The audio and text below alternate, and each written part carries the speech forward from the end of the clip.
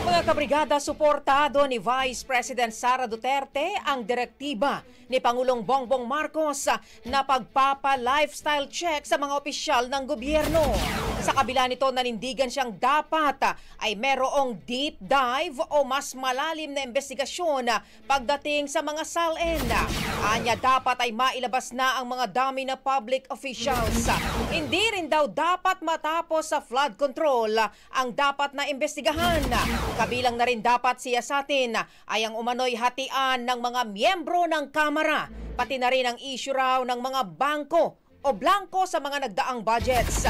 Samantalan nang matanong naman kung papaano niya haharapin ang problema ng korupsyon, idiniin niyang hindi raw siya magbibigay ng libreng advice sa administrasyon.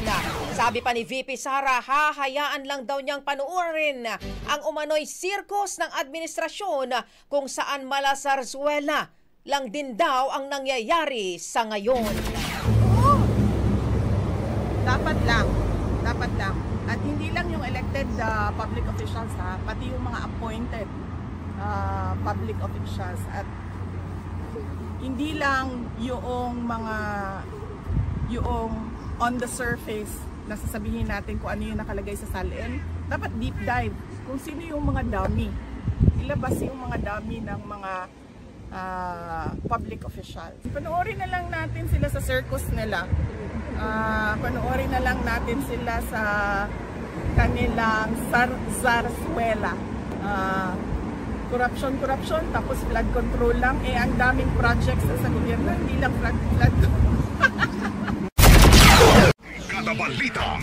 Ang bahaging ito ay hatid sa atin ng Mom's Love ES1 Capsule. Simulang tuparin ang pangarap ng iyong anak. And stunting now!